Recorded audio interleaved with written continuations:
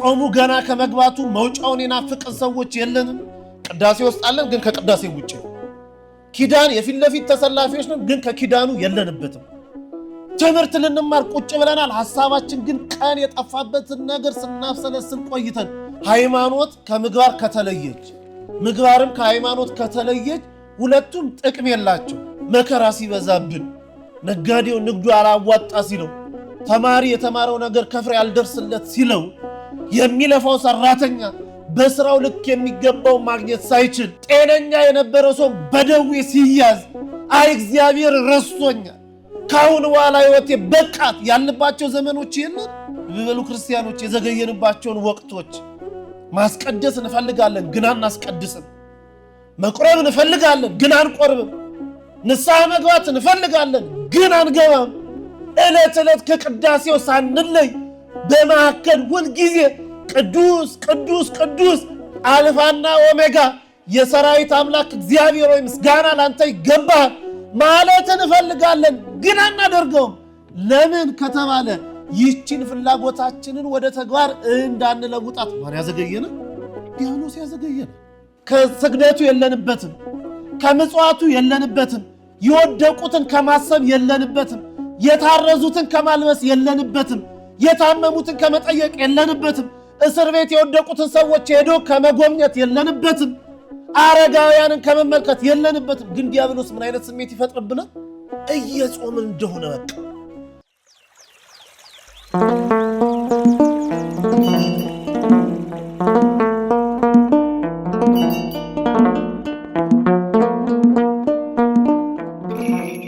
በስመ አብ ወወልድ ወመንፈስ ቅዱስ አሐዱ አምላክ አሜን።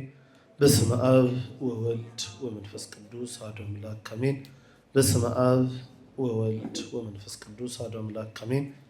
በአብ ስም አምነን አብን ወላዲ አስራጺ ብለን፣ በወልድ ስም አምነን ወልድን ተወላዲ ብለን፣ በመንፈስ ቅዱስ ስም አምነን መንፈስ ቅዱስ ሰራጺ ብለን፣ ምንም ለጠይቆት አካላት በስም በግብር በአካል ሶስት ብንል፣ በባህሪ በአገዛዝ ይችን ዓለም በመፍጠር ፈጥሮን በማሳለፍ አንድ አምላክ እያለን እያመነን ማምላክ ወላዲት አምላክ ድንግል ማርያምን አጋዥ በማድረግ የቅዱሳን የጻድቃን የሰማዕታት የጸሎታቸውን በረከት በመተማመን የቅድስት ቤተ ክርስቲያን የቅዱስ መስቀሉን መማፀኛነት ከፊት እያደረግን የዕለቱን ትምህርት መማር ማስተማር እንጀምራለን።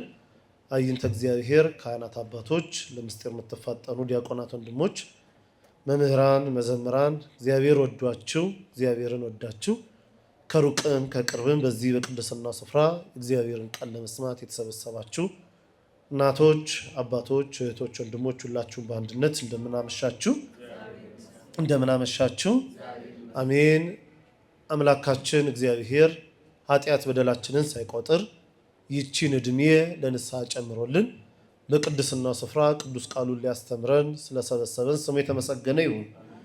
እንደ እግዚአብሔር ፈቃድ በሚኖረን አጭር ደቂቃ የእግዚአብሔርን ቃል እንነጋገራለን። በዚህ በቅድስት ኦርቶዶክሳዊ ተዋሕዶ ቤተክርስቲያን በልጇ በቅዱስ ያሬድ አማካኝነት ዓመቱን ለአራት ከፍላ የራሱን መዝሙር፣ የራሱን ቁመት፣ የራሷን ስብከት አዘጋጅተለት በሰፊው የምታስተምርበት ወቅት አላቸው።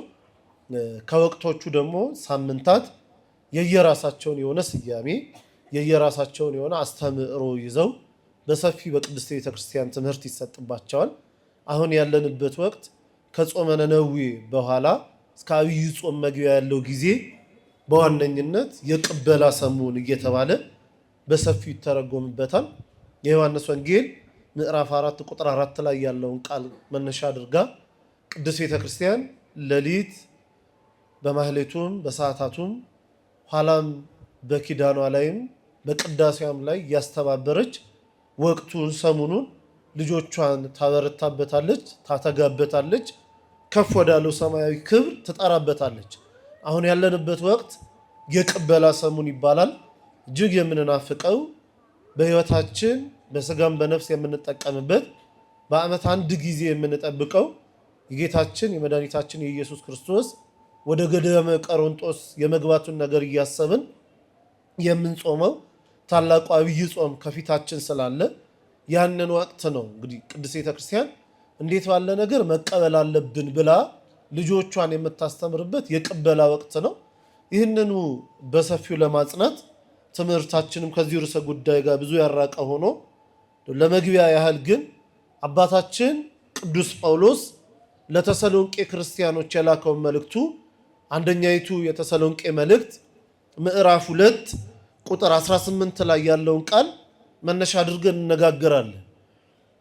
2 ጊዜ 3 ጊዜ ወደ እናንተ ልንመጣ ወደን ነበር፣ እኔም ጳውሎስም አለና በኋላ ግን ወደ እናንተ እንዳልመጣ በመካከላችሁ ያሉ የሐሰት መምህራን የዘሩትን ትምህርት ከልቦናችሁ ለማጥፋት መናፍቃኑ ለሚያነሱባችሁ ጥያቄ መልስ ለመስጠት ብዙ ዓለም ሕይወታችሁን ያከበደችባችሁን እሱን ደግሞ ልናጸናላችሁ 2 ጊዜ 3 ጊዜ ልንመጣ ወደን ነበር፣ ሰይጣን ግን አዘገየን ብሎ መልእክት ጽፎላቸው ነበርና ይህችን ቃል መነሻ አድርገን እንነጋገራለን። እስቲ በሉ ሰይጣን በሉ። እንደምን አመሻችሁ? ከቃሉ ጋር ናችሁ? እግዚአብሔር ከሁላችን ጋር ይሁን። ሰይጣን በሉ እስቲ አዘገየኝ። ይህንን ቃል የተናገረው ብርሃናት ዓለም ቅዱስ ጳውሎስ ነው። ቅዱስ ጳውሎስ ሁላችን እንደምናውቀው ከሌሎቹ ቅዱሳን ከሌሎቹ ሐዋርያት በተለየ አጠራሩ ግሩም ነው። ደግሞም ቅዱስ መጽሐፍ ወደዚህ ኦርቶዶክሳዊ ተዋሕዶ ቤተክርስቲያን ከመጠራቱ በፊት ባለው ሕይወቱ ምን አይነት አገልጋይ ምን አይነት ሰው ነበር የሚለውን በሰፊው መዝግባ አስቀምጣልናለች ቅዱስ ቤተክርስቲያን። በቅዱሱ መጽሐፍ ስለ ቅዱስ ጳውሎስ ከአንድም 4 ቦታዎች ላይ ምን አይነት ግብር ነበረው የሚለውን ተጽፎ ልናገኛለን። በቀደመ ስሙ ሳውል የሚባል ነው። ገማልያል ከሚባል ከወቅቱ በጊዜው ከነበረ ሊቅ የብሉይ ኪዳን መምህር ቁጭ ብሎ የተማረ ሰው ነው። እስራኤላውያን ስለ 2 ነገር ሹመት ይሰጣሉ። የመጀመሪያው በትምህርታቸው የበረቱትን ከፍ ያሉትን በመምህራኖቻቸው ጠቋሚነት በረበናቱ አጽዳቂነት እነዚህን ሰዎች ለሹመት ያስቀምጧቸው ነበረ። ቅዱስ ጳውሎስ በዚህ ምክንያት በትምህርቱ ምክንያት 5ቱ ብሔረ ኦሪትን 4ቱ የትንቢት መጽሐፍትን መኃልየ ዘሰሎሞንንና መዝሙረ ዳዊትን ከነትርጓሜያቸው ያጠና ሕግጋቶቻቸውን ያውቅ ስለነበረ በሕግ ቦታቸው ወይም በሸንጎ ቦታ ላይ በ3 እርከን ሹመት ሰጥተውት ነበር ይላል። የመጀመሪያው በጠበቃነት እዛ በሸንጎ ቦታ ቆሞ ክርስቲያኖችን ለሚያሳድዱ ሰዎች፣ ቤታቸውን ለሚያቃጥሉ፣ ሀብት ንብረታቸውን ለሚዘርፉ፣ ለሚቀሟቸው አይሁዳውያን ተከሰው በዛ በፍርድ ቤት መጥተው ሲቆሙ ጠበቃ የሆነ ብዙዎችን ያስወጣቸው ስለነበር መምህራነ አይሁድ ከረበናቱ ጋር እጅግ ስለተደሰቱበት ከፍ ወዳለች ማዕረግ አገልግሎት አሳድገውት ነበር። ይህችም የአቃቤ ሕግነት ወይም ሕግን የማርቀቅ የሚከሰሱ ሰዎችን በተለይ ኦርቶዶክስ የነበሩ ክርስቲያኖችን ከአይሁድ ውጭ ያሉ ሰዎችን ያሳድዱ ስለነበረ እነዚህን ሰዎች እንዲፈረድባቸው ሕግ ያርቅ የነበረ ነው። በዚህም ስራው እጅግ በጣም ተደስተውበት ስለነበረ መጨረሻ ወደ ክርስትና ከመጠራቱ በፊት የሸንጎ ዳኛ ሆኖ ያገለግል የነበረ ሰው ነው። ሳውል በሸንጎ እያለ ብዙ ክርስቲያኖች እንዲገረፉ፣ በእስር ቤት እንዲወድቁ፣ እንዲሰደዱ ከፍ ብሎም ቅጣታቸውን እስከ ሞት የምታደርሳቸውን ቅጣት እንዲቀበሉ በሸንጎ ቁጭ ብለው እኚህስ የናዝሬቱ ኢየሱስን ይከተላሉ እያለ ምን ያደርጋቸው ነበረ? በፍና ተሳልቀው ቅዱስ ዮሐንስ አፈወርቅ ሲናገር በማሾፍ ያለ ቃል የናዝሬቱ ኢየሱስን እያስቀደመ ይጠራ ነበር ይላል። ለዚህም ነው አምላካችን መድኃኒታችን ኢየሱስ ክርስቶስ በደማስቆ ባናገረው ጊዜ ሳውል ሳውል ወይ ለምን ታሳድደኛለህ ባለው ጊዜ አንተ የማሳድደ ማነ አላወቅኩም ስላለው ራሱን በሚያውቀው ስም እኔ የምታሳድደኝ የናዝሬቱ ኢየሱስ እባላለሁ ብሎ ገለጠለት ይላል። ለምንድን ነው አምላካችን መድኃኒታችን ኢየሱስ ክርስቶስ ለቅዱስ ጳውሎስ ራሱን የናዝሬቱ ኢየሱስ ብሎ የገለጠበት? በብዙ ስም ራሱን ሲጠራ እናውቃለን በቅዱስ መጽሐፍ። ለምሳሌ ሰዎች የሰው ልጅ ማን እንደሆነ ይሉታል እያለ ራሱን የሰው ልጅ እያለ ሲጠራ እናያለን። የሐዋርያት ወንድም እያለ ራሱን ሲጠራ እናውቀዋለን። ለጳውሎስ ግን ለሳውል ሲገልጽለት እኔ የናዝሬቱ ኢየሱስ ነኝ አለው። ለምን ያለው እንደው ስለ ሁለት ነገር። የመጀመሪያው በፍርድ ቤት ቁጭ ብለ አንተ ለማሾፍ ለመሳለቅ የናዝሬቱ ኢየሱስ ማለት እንዴት እንረዳው መሰላችሁ? የምናውቀው ሰው ለምሳሌ በዚህ አካባቢ ያለ ስል ይሄ የሐዋሳ ልጅ አይደለም፣ ይሄ የአዳማ ልጅ አይደለም፣ ምን ማለት ነው? እንደኛው ሰው ከቅርባችን ያለ አባቱ ዮሴፍ እናቱ ማርያም የምትባል ዘመዳችን አይደለችም ለማለት አንድም ሩቅ ክብር ይግባውና በቃል ለመነገሩ በሐሳብ ለመታሰቡ ክብር ይግባውና የማርያም ልጅ ሩቅ ለማለት ያለ ይጠቀመው ስለነበር አንተ በሸንጎ ቁጭ ብለህ የምትጠራኝ የናዝሬቱ ኢየሱስ የምትለኝ እኔ ግን ዓለምን አሳልፌ ያለው ሞት እንኳን ይሰለጥንብኝ ዘንድ የማይቻለኝ በትንሣኤ ድል አድርጌው ዛሬም የማናግር ክርስቲያኖች ሲሰደዱ አብሬ የምሰደድን የናዝሬቱ ኢየሱስ ነኝ ለማለት አንድም ይሉና ሊቃውንቱ በሚያውቅ ስም ለመግለጥ ይላሉ። የናዝሬት ኢየሱስ እየተባለ በአይሁዳዊ መምህራን መካከል ይነሳ ስለነበረ ክርስቶስ በሚያውቀው ስም ለመግለጥ ራሱን ማን አለው ይላል? የናዝሬቱ ኢየሱስ ብሎ ገለጠለት ይላል። ከዚህ በኋላ ይህ ሳውል አሳዳጅ የነበረ ተሳዳጅ ሆነ። በአዲስ ኪዳን ከምናገኛቸው 35ቱ የአዲስ ኪዳን መጽሐፍት መካከል 14ቱ መጽሐፍትን ለመጻፍ የበቃ ብዙዎችን ወደ ክርስቶስ ህብረት ለመደመር የበቃ ይህ ቅዱስ ጳውሎስ በመጽሐፍ ቅዱስ ከተጻፉልን ጉዞዎች መካከል 3 አብይ ጉዞዎችን አካሂዷል። ከ2746 ኪሎ ሜትር በላይ ከ13 አህጉረ ስብከት በላይ በመድረስ ብዙዎችን ወደ ቤተክርስቲያን በመመለስ የሚታወቅ ነው። ከነዚህ ካደረጋቸው ጉዞዎች መካከል የመጀመሪያቱ ወደ ተሰሎንቄ ያደረጋት ጉዞ ነች። ተሰሎንቄ በሶስት ልዩ ልዩ ነገር ትታወቃለች። የመጀመሪያው የምትታወቀው 3 አማልክትን በማምለክ ትታወቃለች። አንደኛ የፀሐይ አምላክ የሚባል አላት፣ ሁለተኛ የጨረቃ አምላክ የሚባል አላት፣ ሶስተኛ የማይታወቅ አምላክ ብላ ለነዚህ ለሶስቱ አማልክት ስግደትን ታደርግ ነበር፣ ስርዓት አምልኮን ትፈጽም ነበር። ይህንን ቅዱስ ጳውሎስ አስቀድሞ አውቆት ነበረ። ሁለተኛ ተሰሎንቄ የምትታወቀው አዳዲስ ዕውቀት ያላቸውን ሰዎች ወደ መድረክ በማቅረብ እንዲናገሩ ሰውም ያንን አዲስ የሰማውን ቃል በልቦናው ይዞ ደስ እያለ ወደ ቤቱ እንዲሄድ የማድረግ ልማድ ነበራት። ይህንን ቅዱስ ጳውሎስ ያውቅ ነበረ። ሶስተኛ ተሰሎንቄ በምን ትታወቃለች ቢሉ በዘመኑ ከነበሩ ከፍተኛ ንግድ ከሚንቀሳቀስባቸው ሀገራትና የትምህርት ማዕከል ከሆኑ ሀገራት መካከል ቀዳሚዋ ተሰሎንቄ ነች። ቅዱስ ጳውሎስ እነዚህ 3 ነገር ስላወቀ ወደ ተሰሎንቄ ገባና በሚያውቁት ነገር ያስተምራቸው ጀመረ። የመጀመሪያ አማልክቶቻቸውን ጠቅሶ ያስተምራቸው ጀመር። እንዲህ አላቸው፣ የፀሐይ አምላክ የምትባል እንደምታመልኩ አውቃለሁ። ልክ ናችሁ። የፀሐይ አምላክ አለ። የጨረቃ አምላክ የሚባል እንዳለ እንደምታመልኩ አውቃለሁ። ልክ ናችሁ። ጨረቃን የፈጠረ የሚገዛት ነይ ሲላት የምትመጣ ግቢ ሲላት የምትገባ አምላክ አስገኘ አላት። ሶስተኛ የማይታወቅ አምላክ ብላችሁ እንደምታመልኩ አውቃለሁ። አዎ ልክ ናችሁ። የማይታወቅ አምላክ አለ፣ አሁን ግን ታውቋል። እርሱም ከእመቤታችን ከቅድስት ድንግል ማርያም ከስጋዋ ስጋ ከነፍሷ ነፍስ ነስቶ በአጭር ቁመት በጠባብ ደረት ከኃጢአተ ቀርኛኑ መስሎ በምድር የተመላለሰ ኋላም 30 ዓመት በሞላው ጊዜ ወደ ተራራው ወጥቶ 40 ጾምን ጾሞ ከቆመ ሳይቀመጥ ከዘረጋ ሳያጥፍ እንዲህ ያለ ቆይቶ ሳለ ዮርዳኖስን ተጠምቆ ወደዛ ጾም ገባ።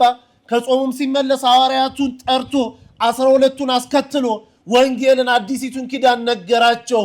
እርሱን ሞት ሊያስቀረው ስላልቻለ በትንሣኤው ብርሃን ሁሉን ወደ ራሱ ሳበ። ደግሞ በእርገቱ ለእኛ አዲሱን ተስፋ ሰጠን። ይህ የማይታወቀው ተገለጠ፣ የማይታየው ታየ፣ ደግሞም በመካከላችን ተመለሰ ብሎ አዲስ ነገር በዛ በመምህራን በሚቆሙበት ቦታ ቆሞ ነገራቸው። ልባቸውም ይቃጠልባቸው ነበር ይላል። የክርስቶስን ወንጌል አዲሲቱን ወንጌል ክርስቶስ ሰው የመሆኑን ዓላማ ነገራቸው። እንዳንጠመቅ የዚህ አምላክ ልጆች እንዳንሆን ምን ይዘናል ብለው አምነው ወደ እርሱ ቀረቡ። ያን ጊዜ ክርስትናን አነሳቸው። ከዚህ በኋላ ሕይወት ተቀየረች። ፍልስፍናቸውን ትተው በክርስቶስ ወንጌል የሚያምኑ ሆኑ። በመካከላቸው እንደ ሊቀ ጳጳስ የሚመራ እንደ መምህራንም ደግሞ የሚያገለግላቸውን ሰው ሾሞላቸው ለሌላ አገልግሎት ወደ ሌላ ቦታ ሄደ። ይህንን ጊዜ ችግር ተፈጠረ ከመካከላቸው። የቀደመ ፍቅራቸውን ስለተው አምነው ተመልሰው የነበሩ ሰዎች ዳግመኛ በተአምራት የሚወስዳቸው ሰው ሲመጣ ሲመለሱ፣ አዲስ ፍልስፍና የሚነግራቸው ሰው ሲመጣ ወደዛ ሲሄዱ፣ ወንጌሉን ከፍልስፍናው ጋር እየደባለቁ በማይገባ አካሄድ ሲሄዱ ለቅዱስ ጳውሎስ መልእክት ተላከለት። ምን የሚል? እነዚህ የተሰሎንቄ ክርስቲያኖች ያንን ወንጌል አስተምረ ያጠመካቸው ክርስቲያኖች የሆኑ ሰዎች አሁን የቀደመ ፍቅራቸውን ትተዋል። ክርስትናቸውን ረስተዋል። የዓለምን ቋንቋ ከቤተ ክርስቲያን ቃል ጋር እየደባለቁ በማይገባ አካሄድ ዛሬ አካሄዳቸው መልካም መስሏቸው ነገ ግን ጥፋት የሚያደርሳቸው እንደሆነ ስላላወቁ ይቻል እንደሆነ መጥተህ እንድታስተምር አይሆንልህ እንደሆን ምን አድርጋሉት? መልእክት ጻፍልን አሉት። ቅዱስ ጳውሎስ ለዚህ ነው ለተሰሎንቄ ክርስቲያኖች ምን ብሎ መልእክት ላከ? 2 ጊዜ 3 ጊዜ ልመጣ ነበረ። ለምንድን ነው የምመጣው? በመካከላችሁ ያለች ፍቅር ስለመቀዝቀዟ፣ መናፍቃኑ ስለሚያነሱባችሁ ጥያቄ መልስ ለመስጠት፣ መጽሐፍትን እየበረዙ በማይገባ ቃል ልቦናችሁን እየወሰዱ ስለሆነ መልስ ልሰጣችሁ ልመጣ ወድጄ ነበር። 1 ጊዜ አይደለም 2 ጊዜ 3 ጊዜ ሞክሬ ነበረ መጥቼ ይህንን ሁሉ ላደርግላችሁ፣ ነገር ግን እንዳልመጣ ሰይጣን አዘገየኝ አለ። ስለ ቃሉ አምላካችን ስም የተመሰገነ ይሁን። ማን አዘገየኝ አለ? ሰይጣን አዘገየን። ይህንን ቃል የተናገረው ለእኛ ለክርስቲያኖች ነው። ልብ በሉ። ቅዱስ ጳውሎስ የክርስቲያን ህብረት ነው። ከዚች ከቤተ ክርስቲያን አንዱ ነው። ግንስ በአገልግሎቱ መጥቶ ተሰሎንቄን እንዳያገለግላት ክርስትናውን እንዳይኖራት ዲያብሎስ በብዙ ነገር ሊያዘገየው ይሞክር ነበር። እናንተም ክርስቲያኖች ዲያብሎስ ያዘገያችኋል ሲለን ነው። ይህንን ሊቁ ኤጲፋኒዎስ እንዲህ ብሎ ተርጉሞታል። መዘግየት ማለት ምን ማለት ነው? ልብ በሉ እስቲ ክርስቲያኖች። መዘግየት ማለት ልንሰራው የምንወደውን ነገር ሳንሰራው መቆየት ማለት ነው፣ ሌላ አይደለም። ክርስትና ንጽሕት ርትዕት ነቅ የማይወጣላት የቅዱሳን ህብረት ያለባት ስትሆን ነገር ግን እውነተኛን ክርስትና እንዳንኖር ዲያብሎስ ያዘገየናል። ማድረግ እንዳለብን እናውቃለን። ብንራመድ 2 3 ብለን የምንደርስባት አስቀድሞ ገነት ኋላም መንግስተ ሰማያት እንደምንወርስ ዲያብሎስ ያውቃል። ነገር ግን ያችን ገነት መንግስተ ሰማያት እንዳንወርስ ያዘገየናል። ልናደርጋት የሚገባትን ነገር እንዳናደርጋት። አሁን ከፊት ለፊታችን ጾም እየመጣ ነው። ብዙ ጊዜ ጾመናል፣ ብዙ ጊዜ አስቀድሰናል። የምንችለውን ያህል ብዙ ጾሞችን ጾመናል። ግን ፍሬያችን በሰው ፊት አልታየም። ግን ብርሃናችን በሰው ፊት አልበራም። ግን ጥያቄያችን አሁንም መልስ አልተመለሰለትም። ብዙ ጊዜ ጾመናል፣ እግዚአብሔር ይመስገን። ብዙ አብይ ጾም እድሜያችን ከደረሰበት ቀን ጀምሮ ስንጾም ቆይተናል። ግን አሁንም መልሳችን አልተመለሰልንም። የልቦናችን ሐዘን እንደከበደ ነው። የቤተ ክርስቲያን ስደት እንዲሁ እንደጨመረ ነው። የሀገራችን የኢትዮጵያ ነገር እንደምናውቀው ነው። የተወለዱ ልጆች እግዚአብሔርን በመፍራት አያድጉም። ወጣቱ ከእግዚአብሔር ርቆብናል። ቅድስት ቤተ ክርስቲያን አሁንም መከሯን የሚያቀልላት ጊዮርጊስ አቢብ የምትፈልግበት ዘመን ነው። የኛ የራሳችን ስደት በልቦናችን ውስጥ ብዙ የተመላለሰበት ነው። ግን ለምን ይሄ ሆነ? ምክንያቱም ማን ስላዘገየን? ሰይጣን ስላዘገየን። አትጾም አይልም ዲያብሎስ። መጾም እንዳለብን እናውቃለን። ራሱ ቅዱስ ኤጲፋኒዎስ በተረጎመበት አንቀጹ ዲያብሎስ ማንን ነው የሚያዘገየው ይላል። 2 ነገሮችን እናንሳ። ዲያብሎስ የሚያዘገየው የመጀመሪያ ክርስቲያኖችን ነው። ማንን አልኳችሁ? ክርስቲያኖችን ነው ዲያብሎስ የሚያዘገየው። በጎ ምግባር ብንሰራ ገነት መንግስተ ሰማያት እንደምንገባ ስለሚያውቀው ዲያብሎስ እንዳንገባበት ከሲኦል ከእርሱ ጋር እየተቃጠልን ዘመናችን በዛ እንድታልቅ ያዘገየናል። 2ኛ የሚያዘገየው አገልጋዮችን ነው። ማንን ነው አልኳችሁ? አገልጋዮችን ነው። ቅዱስ ጳውሎስ ክርስቲያን ነበር፣ እውነተኛ ክርስቲያን። ብርሃኑ በሰው ፊት የበራ ክርስቲያን ያ የተተከለበት ዘር 100 ሆኖ ፍሬ ያፈራ ነበር። ግን እርሱንም ዲያብሎስ ከመዋጋት ወደ ኋላ አላለውም ነበር። ልክ በሉ። እኛ ክርስቲያኖች ጉዞ ጀምረን ሳለን ገና በጥቂቱ የደከመን የለንም? 2 ቀን ኪዳን አድርሰን 3ኛው ቀን የጨነቀን ሰዎች የለንም? ጾሙ ገና ከመግባቱ መውጫውን የናፍቀን ሰዎች የለንም? ብዙ ልንጠይቅበት፣ ብዙ ልንሻሻልበት፣ ብዙ ከእግዚአብሔር ጋር ያለንን መንፈሳዊ ግንኙነት ልናበረታበት ፈልገን ሳለ ነገር ግን ከዛ የራቅን ሰዎች የለንም? ምክንያቱስ ምንድነው? ዲያብሎስ ስላዘገየን ነው። ለምንድነው ግን ዲያብሎስ የሚያዘገየን? 3 ነጥብ አንስቼ ትምህርት ልጠቅልል።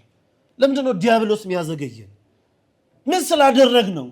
ወይስ ምን ጥቅም ስለሚያገኝ ነው ከኛ ዲያብሎስ የሚያዘገየን? 3 ነጥብ እናንሳ። የመጀመሪያ ዲያብሎስ የሚያዘገየን የሰው ልጅ እድሜ የተወሰነ ነው። በዚች በተወሰነችው እድሜ ምን መስራት እንዳለብን ስለሚያውቅ ያቺን መስራት ያለብንን ነገር ሳንሰራ እንድናል ዲያብሎስ ያዘገየናል። ይህንን ከቅዱሱ መጽሐፍ ላይ አንድ ቃል አንስተን እናትጋው። ቅዱስ ያዕቆብ በመልእክቱ ምዕራፍ 2 ከቁጥር 14 እስከ 16 ሲነግረን ሃይማኖት ከምግባር ከተለየች ምግባርም ከሃይማኖት ከተለየች ሁለቱም ጥቅም የላቸው። ምን ማለት ነው? ሃይማኖት ከምግባር ከተለየች የሞተች ምውት እንደሆነች እንዲሁ ምግባርም ከሃይማኖት ከተለየች የሞተች ነች። ልብ በሉ ክርስቲያኖች፣ ሃይማኖት ስላለን ብቻ ምን ጸድቅ አይደለንም። ሃይማኖት ስላለን ብቻ ገነት የምንገባ አይደለንም። ሃይማኖት ስላለን ብቻ መንግስተ ሰማያትን የምንወርስ አይደለም። ምን ማለት ነው? ሃይማኖት እግዚአብሔርን በማመን ውስጥ መኖር ነው። እርግጥ ነው። ግንስ ሃይማኖት 3 ነገሮችን ያዘ ነው። የመጀመሪያው ሃይማኖት ሃይመነ ካለ ግዕዝ ቃል የመጣ ስለሆነ ትርጉሙ 3 ነው። ማመን አለው፣ ውስጡ መታመን አለው፣ ጽኑ ተስፋ ደግሞ ይይዛል። ማመን ማለት ማንን? እግዚአብሔርን፣ ይህችን ዓለም ያስገኘ አሁን ድረስ የሚያስተዳድራት ኋላም ደግሞ የሚያሳልፋት አምላክ እርሱም እግዚአብሔር ነው ብሎ ማመን ሃይማኖት ከሃይማኖት ክፍሎች መካከል አንዱ ነው። ማመን ይህን የምናምነው እግዚአብሔርን ደግሞ ልንታመንለት ይገባል። የሚወደኝ ቢኖር ትእዛዜን ይጠብቅ ስላለ እርሱን መውደዳችንን በመታመን ትእዛዙን በመጠበቅ ውስጥ እንኖራለን። 3ኛ ወንሴፎ ትንሣኤ ሙታን ወይ ወተዘይ መጽእ ለዓለመ ዓለም ደግሞም ዳግመኛ በመጣ ጊዜ ሁላችንን በአብሪና በቀኝ እንደሚያቆመን ትንሣኤ ሙታንን አምነን በጽኑ ተስፋ የምንኖርነን። ሃይማኖት የሚባል ሰዎች በቁንጽል ሐሳብ እግዚአብሔርን በማመን ውስጥ ብቻ የምታልቅ ነገር አይደለችም። ሃይማኖት ምግባር ይከተላታል። ይህንን ዲያብሎስ ያውቃል። ለዚህ ነው ምግባር እንዳንፈጽም ሌላውን እኮ በብዙ ነገር ሲፈትኑ አትመለከቱም? አንዳንድ ሰዎች በመካከል ያለ ጥያቄ ሲያነሱ ሰምታችሁ አታውቁም? እኛ ክርስቲያኖች ነን፣ እግዚአብሔርን የምንወድ እግዚአብሔር በእውነተኛይቱ ሃይማኖት እንድንራመድ የፈቀደልን ሰዎች ነን።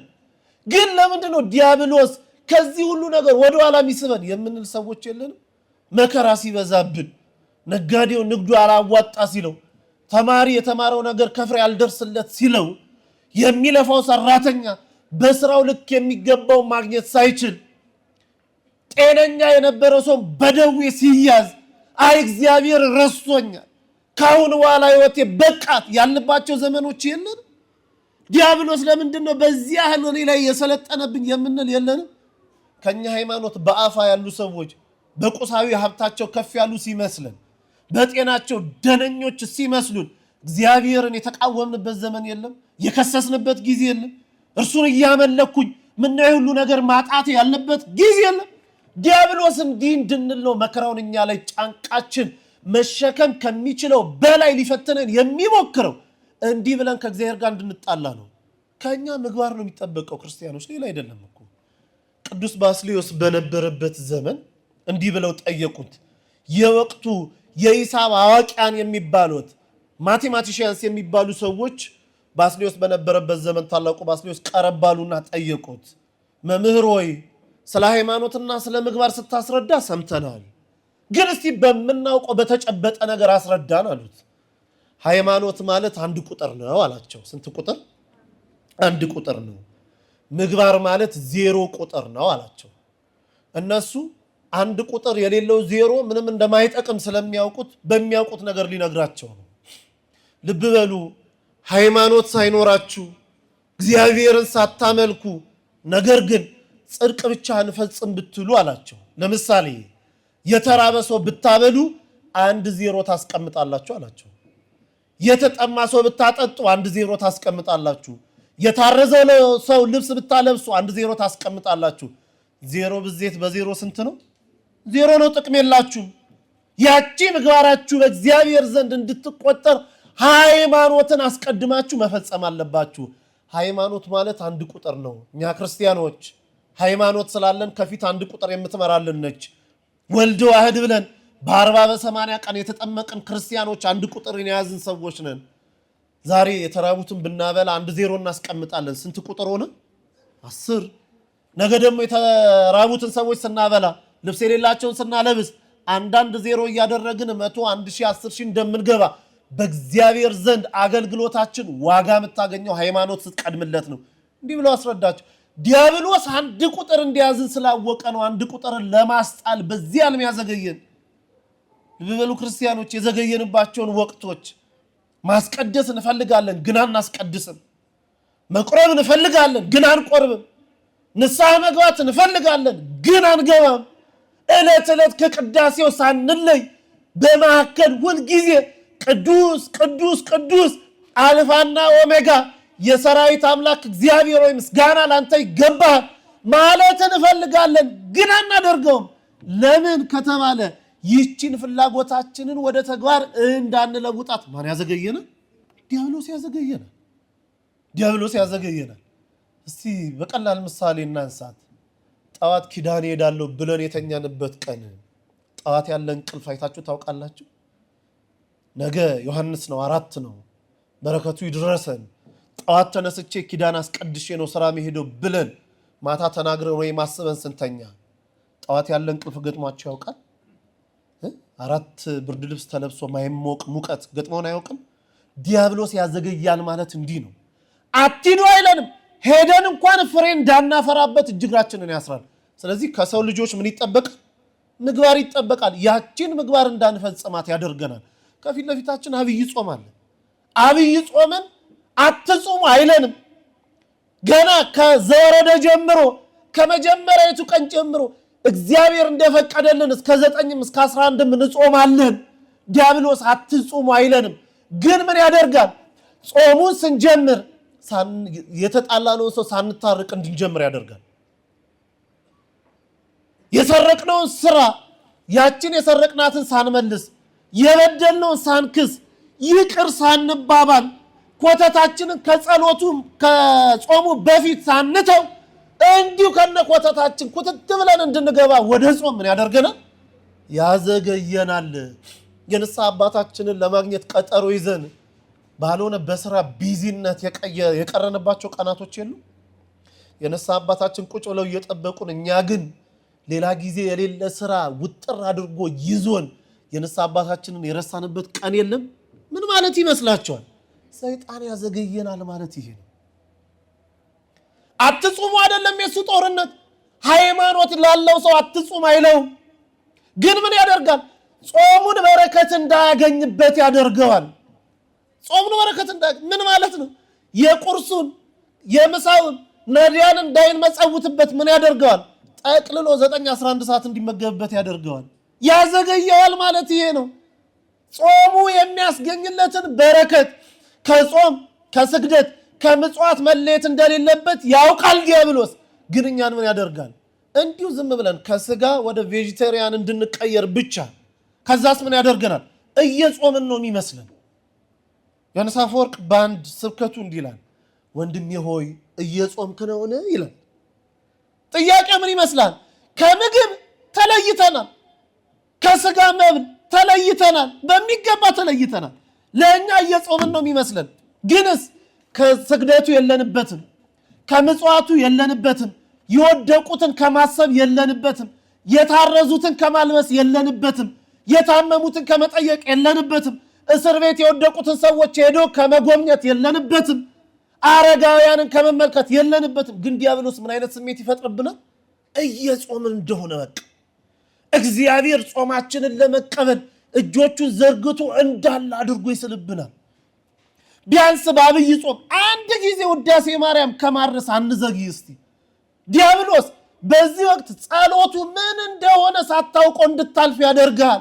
ምክንያቱ ጾም ከጾም ጋር ከጸሎት ጋር ደግሞ ከስግደትና ከምጽዋት ጋር ከተባበረ ነገራቶቻችን የታሰሩ ነገሮች ሁሉ እንደሚፈቱ ስለሚያውቅ መልስ ያጣንባቸው ነገሮች ሁሉ መልስ እንደምናገኝባቸው ስለሚያውቅ ይህንን ነገር እንዳናስብ አድርጎ በሐሳብ ነው የሚዋጋ።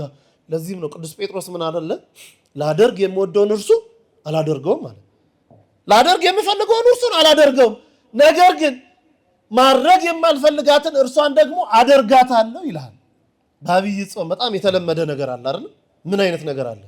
ጉዞ መሄድ። ደህና መሻችሁ፣ አይዛችሁ ጨርሻለሁ። ምን ተለምዷል? ጉዞ መሄድ። ብዙዎቻችን ጉዞ እንሄዳለን፣ እግዚአብሔር ይመስገን። ዲያብሎስ ጉዞ አትሂዱ አይለንም። ምንድነው ግን የሚያደርገን? ጉዞ ሄደን ከሄድንበት ደብር አንድ በረከት ሳናገኝ እንድንመለስ ያደርገናል። ነው በማርያም እስቲ ጭንቅላታችን ላይ መጨረሻ የሄድነውን ጉዞ እናስብ። እዛ ጉዞ ላይ ምን አደረጋችሁ? እዛ በሄድንበት ገዳም የቅዱሱን አባት ገድሉን ደገም ነው ይሆን? መልኩን አደረስ ነው ይሆን? ወይስ ውዳሴ ማርያም እየጸለይን ከስግደት ጋር አባቴ ወይ ቅድስት እናት ከሆነች እናቴ ጸሎቴን ቅድመ እግዚአብሔር አድርሽልን ብለን ጠይቅናት? ወይስ ከተማ መተን ሶሻል ሚዲያ ላይ የምናጋራውን ፎቶና ቪዲዮ ስንቀረጽ ነው ያለው? ከከተማ የወሰድነው ፍትፍት ስንበላ አይደለም እንዴ ቆየ ነው? ጸበል ልንጠመቅ ሄደን አይሻውር ስላልወሰድኩኝ ይቅርብን ብለን ሳንጠመቅ አይደለም እንዴ መጣ ነው? ዲያብሎስ ያዘገያል ማለት ቦታው ላይ ያስቀምጠናል፣ ግን ቦታው ላይ የለንም። ቅዳሴ ውስጥ አለን፣ ግን ከቅዳሴ ውጪ ነው። ኪዳን የፊት ለፊት ተሰላፊዎች ነን፣ ግን ከኪዳኑ የለንበትም። ትምህርት ልንማር ቁጭ ብለናል፣ ሐሳባችን ግን ቀን የጠፋበትን ነገር ስናብሰለስል ቆይተን ምን ነበር ርዕሱ ሲባል ጎናችንን የምንጠይቅበት ያደርጋል ዲያብሎስ። ያዘገያል ማለት እርሱ ነው። አንደኛ ምክንያቱ በዚህ የእድሜ ክልል የሚጠበቅብን ነገር እንዳንፈጽም ያደርጋል። ሁለተኛ ዲያብሎስ ለምንድን ነው የሚያዘገየው ከተባለ የሰው ልጅ እድሜ ክፍል ያለው ነው። የሰው ልጅ እድሜ ምን ያለው ነው? ክፍል ያለው ነው። እነዚህ ክፍል ያለውን ጊዜያትን አሁንም ቢሆን ስራ ሳንሰራበት እንድናልፍ ነው የሚያደርገን። ቅዱስ ጊዮርጊስ ዘጋስጫ በረከቱ ትደርብንና ይህንን በመጽሐፈ ምስጢር ካለው ክፍል ጋር አመሳጥሮ ለሰው ልጆች ያስተምረናል። ልብ በሉ፣ ሰው ማለት 7 ማለት ነው። አንድ ክርስቲያን ወይም አንድ ሰው 7 ነገሮች የተዋሃዱበት ማለት ነው። 4ቱ ባህሪያተ ሥጋ ይባላሉ፣ 3ቱ ባህሪያተ ነፍስ ይባላሉ። 4ቱ ባህሪያተ ሥጋ ከሰው ልጅ እድሜ ጋር የሚወራረዱበት ወይም አንዱ ላይ የሚያይሉበት ወቅት አላቸው። ይሄ መዝሙረ ዳዊት መዝሙር 99 ከቁጥር 10 እስከ 11 ስናነብ የሰው ልጅ እድሜ ቢበዛ ስንት ነው ይላል? የሰው ልጅ እድሜ ቢበዛ ስንት ነው? 70 ቢጠነክር ስንት ነው? 80 ከዚህ በኋላ ይመኩበት የነበር ሰውነት ስለሚሄድ ሞትን የሚናፈቅበት ነው። ያችን ያነሳና ይሄ የሰው ልጅ የእድሜ ጣራ የተባለውን ሊቁ ተክለ አልፋ ሲተረጉሙ እንዲሉታል። አዳም 1000 ዘመን እንዲኖር ተፈቅዶለት ነበረ። 1000 ዓመቱን ሲያልፍ ከዕፀ ሕይወት በልቶ ይታደስና 30 ዓመት ይሆናል 1000 ዓመት እንዲኖር ተፈቅዶለታል። አዳም ኃጢአት በስንት ዓመቱ ሰራ? በ930 ቁጥር ብዙ አይደለም ማግዙኝ። ከ1930 ስንቀንስ ስንት መጣ? 70። ለሰው ልጅ የተሰጠው እድሜ እቺ ተረፍነች ይላል። በዚህችም እድሜ የሚያይሉበት ደግሞ አላቸው። 4ቱ ባህሪያተ ሥጋ ምንላቸው ማናቸው? የመጀመሪያ ነፋስነት ነው፣ ሁለተኛ እሳትነት ነው፣ ሶስተኛ ውሃነት ነው፣ አራተኛ መሬትነት ወይም አፈርነት ነው። እነዚህ የሚያይሉበት አለ። ይሄንን አባታችን አባ ጊዮርጊስ ማን ነው? አባ ሕርያቆስ በማር ቅዳሴ በማርያም ቅዳሴ ላይ እንዲህ እያለ ይናገራል። አብ ወልድ መንፈስ ቅዱስ ምን ይላሉ? ያስማማሉ። አብ ወልድ መንፈስ ቅዱስ ምን ይላሉ? ያስማማሉ። መተርጉሙ ምን ብለው አመጣው? ምንን ከምን ያስማማሉ ቢሉ ነፋስና አፈር በምድር ተስማምቶ አይኖሩም። ነፋስ ባለበት አፈር ወይም መሬትነት ጉልበት የለውም፣ ያነሳዋል ወደ ላይ። እነዚህ ግን በእኛ ሰውነት ተስማምተዋል። ውሃ ባለበት እሳት ጉልበት የለውም በዚህ ምድር። በእኛ ሰውነት ግን ተስማምተዋል። በእነዚህ የዕድሜ ክፍሎች ልንሰራቸው የሚገቡ ነገሮች አሉ። 80ው የዕድሜን ክፍል ጊዮርጊስ ዘጋስጫ ለ4 ያካፍለዋል። 80 ሲካፈል ለ4 ስንት ነው? 20 አይደል? ከ0 እስከ 20 ያለው ዕድሜ የመጀመሪያው የነፋስነት ዕድሜ ይባላል። የምን ዕድሜ ይባላል አልኳችሁ? የነፋስነት ዕድሜ ይባላል። ነፋስነት ምንድነው ጠባዩ ያልን እንደሆነ ነፋስ ወደ ፈለገው ይነፍሳል። ህፃናትም ጠባያቸው እንዲህ ያለ ነው። አንድ ህፃን እዚህ ጋር ቁጭ ብላ 20 ደቂቃ ተማር ብትለው ከ5 ደቂቃ በኋላ እዛ ነው የምታገኘው። ጠባዩ ነው ይሄ። አይችልም እሱ። ምክንያቱም ሰውነት ውስጥ ያለው ነፋስነት ባህሪ ስለሚያይልበት። አንድም የነፋስ ጠባይ ምንድነው ቢሉ ርቱዕነት ነው። በገጠሪቱ ባሉ በእናት አባቶቻችን ጊዜ አሁንም ድረስ ገለባውን ከምርቱ በምን ይለዩበታል? በነፋስ ይለዩበታል። ከፍ አድርገው ቢለቁት ገለባውን ወደዛ ሰዶ ፍሬውን በአንድ ቦታ ያስቀምጥበታል። ርቱዕነት አለው። ህፃናት በልቦናቸው እውነተኝነት አለባቸው። ዋሹ እንኳን ብለን ብንነግራቸው እማዬ እንዲህ ብለው ዋሽ ብላ ነግራኛለች ብለው እውነቱን ያስቀምጧታል። ርቱዕነት አለባቸው። በዚህ ዕድሜ እግዚአብሔርም ዲያብሎስም እኩል ይህንን ዕድሜ ይፈልገዋል። እኩል ህፃናቱን እንዴት እንደሚያዘገያቸው ተመልከቱ። በዚህ ዕድሜ 10ቱ ትእዛዛትን፣ 6ቱ ቃላተ ወንጌልን፣ ውዳሴ ማርያም፣ መልክአ ማርያም፣ መልክአ ኢየሱስን በቃል ሊያዙ የሚችሉ ነገሮችን ብናስተምራቸው የተመቸ ዕድሜ ነው። ዲያብሎስ ይህንን ስለሚያውቁ በተለያየ ነገር ህፃናቱን ያዘገያቸዋል። እስቲ ልብ በሉና ልጆቻችሁን ተመልከቷቸው። እንደው የእግዚአብሔርን ቃል ለመማር ልቦናቸው ክፍት ነው። ህግ ተማር ብትሏቸው ያውቁታል። የተመቸ ነው። ምንም ይጸናቸው ነገር የለም። ለዚህም ነው ቅዱስ መጽሐፍ በመጽሐፈ መክብብ ላይ ምን እያለ ይነግረናል? ልጅህን በሚሄድበት መንገድ ምራው፣ ከፍም ባለ ጊዜ ከእርሷ ፈቀቅ አይልም። እንዳንመራው ግን ዲያብሎስ በአባትና በልጅ መካከል ድልድይ ይዘረጋል። ልጆቻችንን ጠዋትና ማታ ብቻ የምናገኛቸው የሉ? እንደውም ማታም ካገኘናቸው ጠዋትኛ ስንነሳ እነሱ ከእንቅልፋቸው አልተነሱም፣ ወጥተናል። ማታኛ ስንመጣ እነሱ ተኝተዋል። ማታ ከልጆቻችን ጋር ድልድይ ይዘረጋል፣ መንገድ እንዳንመራቸው።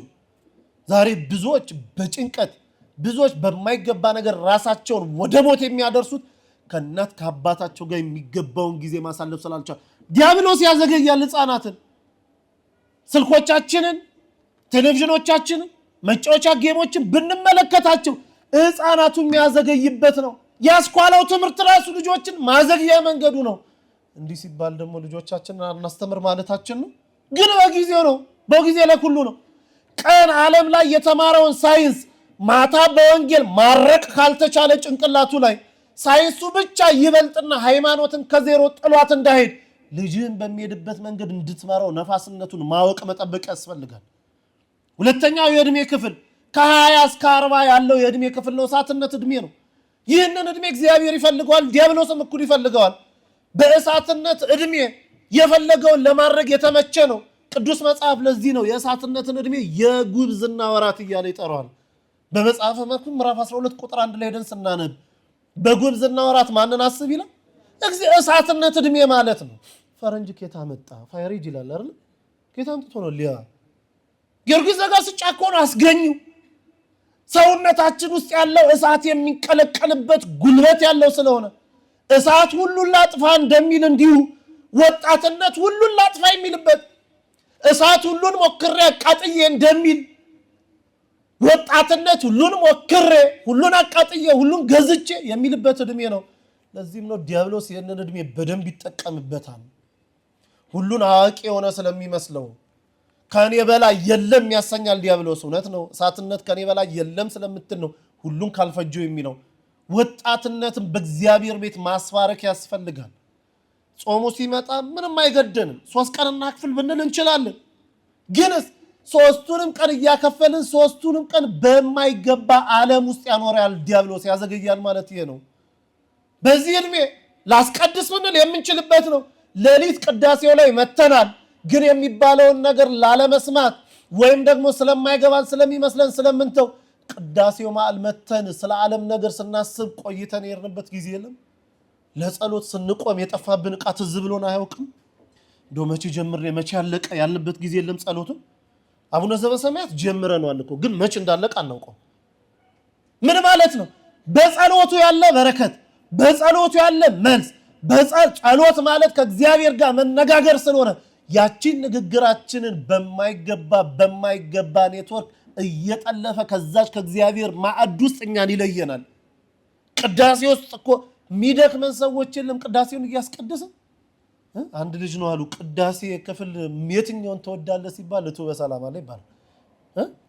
በቃ አልቆለት እስኪወጣ ማለት ነው። ቅዳሴ አትግባ ይለውም ቅዳሴው ግን ተጀምሮ እስኪያልቅ አይምሮ ሌላ ቦታ ያባክንበታል። ሰይጣን ያዘገያል ማለት ይሄ ነው። እንዲህ ባለ ወንጌል በተዘረጋበት ቦታ ቁጭ ብለን ትምህርቱን እየተማርን ሳለን አይ የነፍሴ ነገር በቃት ለምንድነው ወደ ንስሐ ማልቀርቦ ስንል ዲያብሎስ ጆሮ ላይ መጥቶ ሹክ አይልም? ምን ያሰኛል?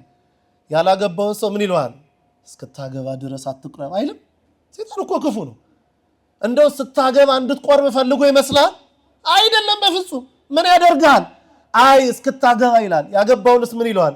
እስክትወልድ ይለዋል። የወለደውንስ እስክትደግም ይለዋል። የደገመውንስ ልጆች እስኪያድጉልህ ልጆች ያደጉት እስክትድራቸው እንዲሁ ምክንያት እየሰጠው እንዲሁ የማይገባ ነገር ምክንያት እየደራረበበት ከንስሐም ከቅዱስ ቁርባንም ያርቀውና ተላላ አድርጎት ያቆየዋል። በወጣትነት እኮ መቁረብ ይችል ነበር እያልክ እንድትጨነቅ እያልክ እንድትጸጸት እንዲሁ የውሃ ዘመን ላይ ያደርሰሃል። ከ40 እስከ 60 ያለው እድሜ የውሃ ዘመን ነው። ውሃ ረጋ የሚልበት ጊዜ ነው። አዎ ረጋ የሚባልበት ዘመን ነው። በዚህ እድሜ ያለን ሰዎች በ40 እስከ 60 ያለው ነፋስ ልጅ መጥቶ ካረበሸው ሐሳቡን ካልወሰደበት በስተቀር በዚህ እድሜ ያሉ ሰዎች የሚረጋጉበት ነው። ተረጋግተውም ግን ወደ ቅዱስ ቁርባን አያቀርባቸውም ዲያብሎስ። የመረጋጋት የውሃ ዘመን ቢሆንለትም አጉል ቁጭት ውስጥ ነው የሚከተው። እንደው በወጣትነት እንዲህ ባደረግኩ እንዲህ በእሳትነት የዘመን እንዲህ ባደረግኩ እያለ ዘመን እያስቆጠረ የአፈርነት እድሜው ላይ 60 እስከ 80 ደርሰዋል። በዚህ እድሜ ግን ፍጹም ጸጸትን ይዞ ወደ እግዚአብሔር መቅረብ ያስፈልገን ነበረ።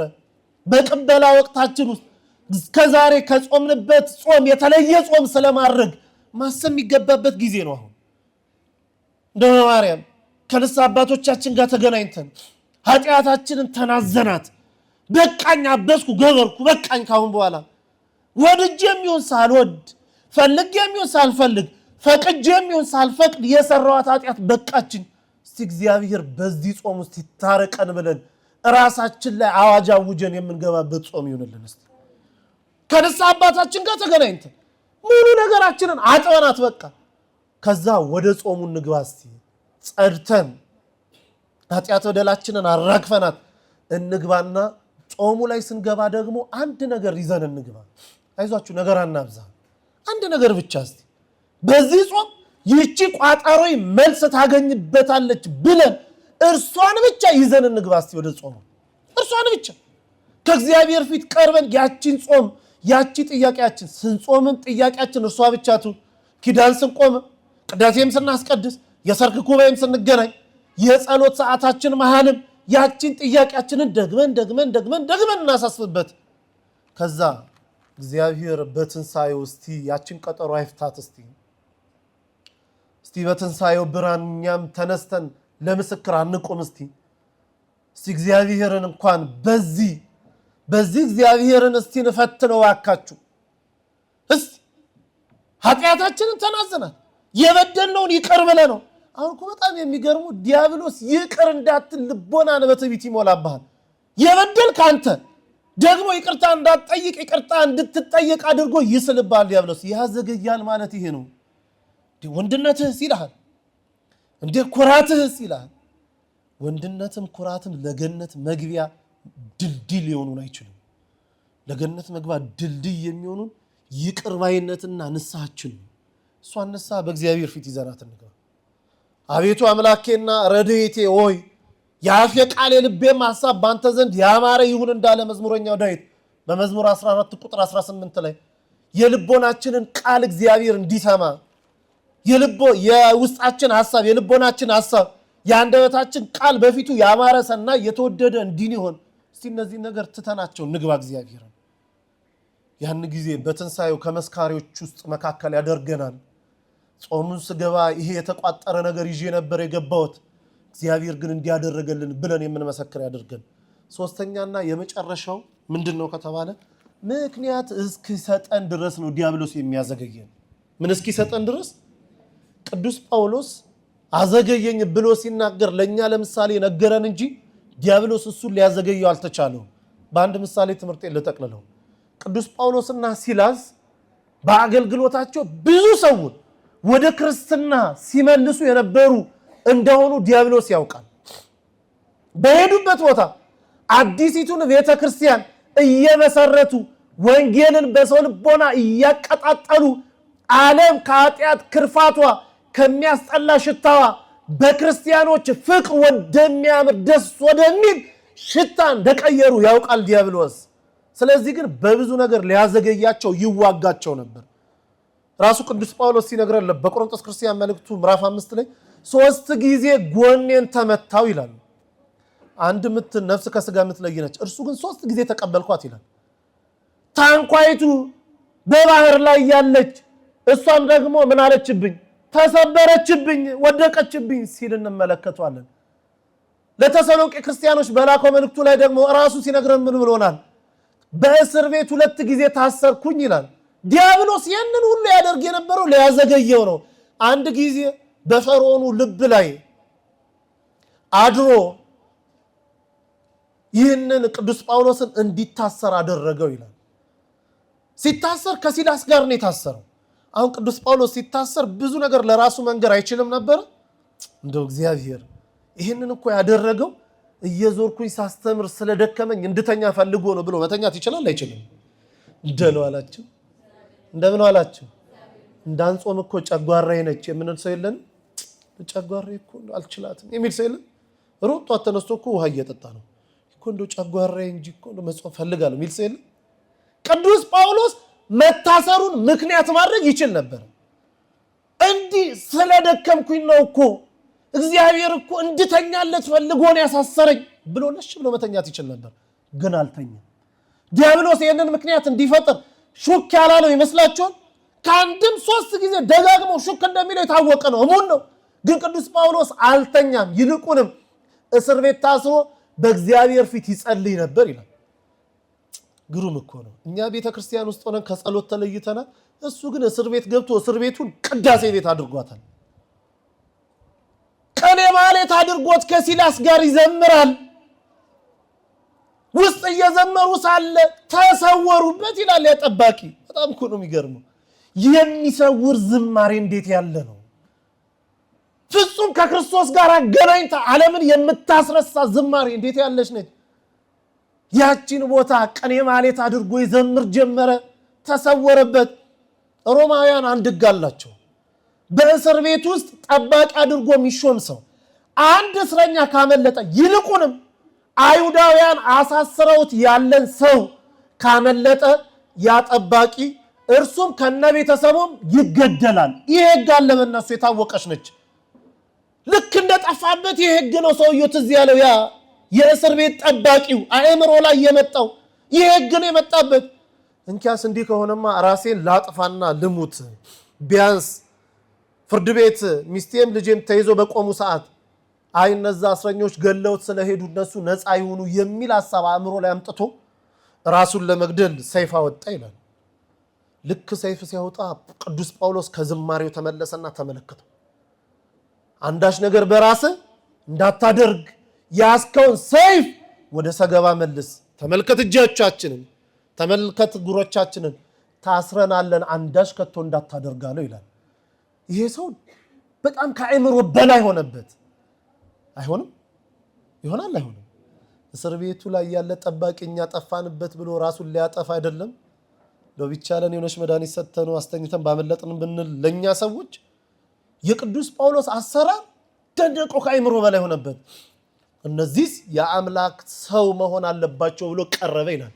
በፊታቸውም ሰገደ። ለቅዱሳን የጸጋ ስግደት እንዲገባቸው አውቀን፣ ለነ ቅዱስ ተክለ ሃይማኖት የጸጋ ስግደት እንደሚገባቸው አውቀን 29 ዓመት ሙሉ ቆመው በእግዚአብሔር ፊት 22 ዓመት በእውነት 7 ዓመቱን በአንድ እግራቸው ቆመው ከቆሙ ሳይቀመጡ ሳያርፉ ለጸለዩት ቅዱሳን እንደምንጸልየው ይሄም ሰው መጥቶ ጸለየ ይላል። ጸለየ፣ አጠገባቸው ሰገደላቸው። እናንተ የአምላክ ሰዎች እድን ዘንድ ምን ላድርግ አላቸው። እድን ዘንድ ምን ላድርግ? እኛም አሁን ይህንን ስብከት ስንሰማ ልባችንን እድን ዘንድ ምን አደርግ ዘንድ ትወዳለህ ጌታ ሆይ እንበለው እስቲ። ጾሙን ትቀበለኝ ዘንድ ምን ላድርግ እንበለው እስቲ። በፊታቸው ምን ላድርግ አለ። አንተም ቤተሰብም በኢየሱስ ክርስቶስ ብታመን አምነህም ብትጠመቅ ትድናለህ አሉት። ምን ላድርግ? ልጠመቅ አለ። ሄዶም አጠመቁት፣ ክርስቲያን አረጉት። ዲያብሎስ ያሰራቸው ምን ሊያደርግ ነበር ያሳሰራቸው? ሊያዘገያቸው። እነርሱ ግን በዘገዩበት ቦታ እንኳን የሌላውን ነፍስ የሚይዙ ሆኑ። ክርስቲያን እንዲህ ነው። ዲያብሎስ ሊያዘገይ ባሰመረበት መንገድ አንተ ግን በዛ ሊዘገይበት በገባ ነው በቀጭኗ መንገድ ሌሎችን ለክርስቶስ ህብረት መጥራት ያስፈልጋል። ዛሬ ሶሻል ሚዲያው ብዙዎቻችን ሊያዘገይ አልመጣም ከፊት። እንደው በማርያም ጧት ከእንቅልፋችሁ ስትነሱ መጀመሪያ ቼክ የምታደርጉት ምንድነው? የመጀመሪያ ጧት ከእንቅልፋችን ስንነሳ ማታ የተላከ ቴክስት ካለ ወይም ደግሞ እንደው ለሌላም ጉዳይ ቢሆን ከስልክ ነው ወይስ እግዚአብሔር ይመስገን ነው የሚቀድመው? ዲያብሎስ ያዘገያል ማለት ነው። ግንስ ሶሻል ሚዲያ ይጠቅም ማለታችን ነው?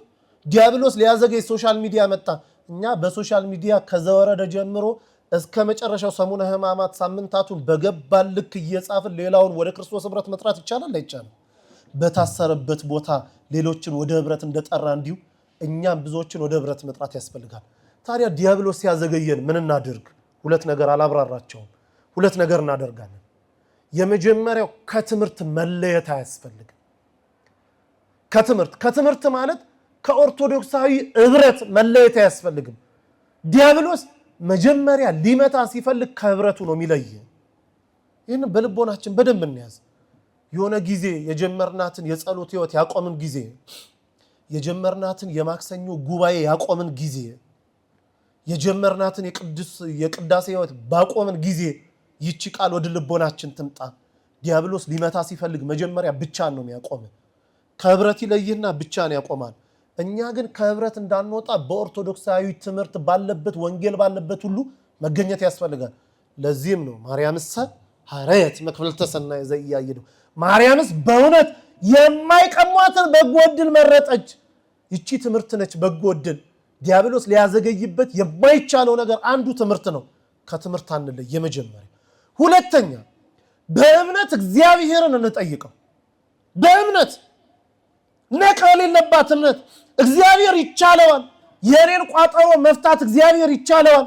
የኔን ጥያቄ መመለስ ለእግዚአብሔር ይቻለዋል። ለእኔ በቃ መልስ የለሽም በተባልኩበት ጉዳይ እግዚአብሔር መልስ ይሆነኛል ብሎ ማመን እግዚአብሔርን መጠየቅ ያስፈልጋል። በእምነት የምናደርገው ነገር ሁሉ ቅዱሳን መጽሐፍት ለዚህ ነው የሚለው ዓለምን የምናሸንፍበት መምቻችን እምነት ስለሆነ በእምነት ጾሙ ላይ እንግባ። በዚህ ጾም እግዚአብሔር ለሀገራችን ሰላም እንዲሰጣት፣ እግዚአብሔር በዚህ ጾም ለቤተ ክርስቲያን ስደት ጥቂት ማረፊያዋ እንዲሆን፣ እግዚአብሔር በዚህ ጾም ከዚያ ሃይማኖት በየዕለቱ በአፋ ስለሚሆኑ ሰዎች እንዲመልሳቸው፣ በተተከሉበት አምድ እንዲያገኛቸው፣ በመጣም ጊዜ በብርሃን ሲመላለሱ ኑ እናንተ አባቴ ብሩካን እንዲላቸው ይህንን መልስ እንዲሰጥ እግዚአብሔርን በእምነት እየጠየቅን ጾም ውስጥ እንግባ።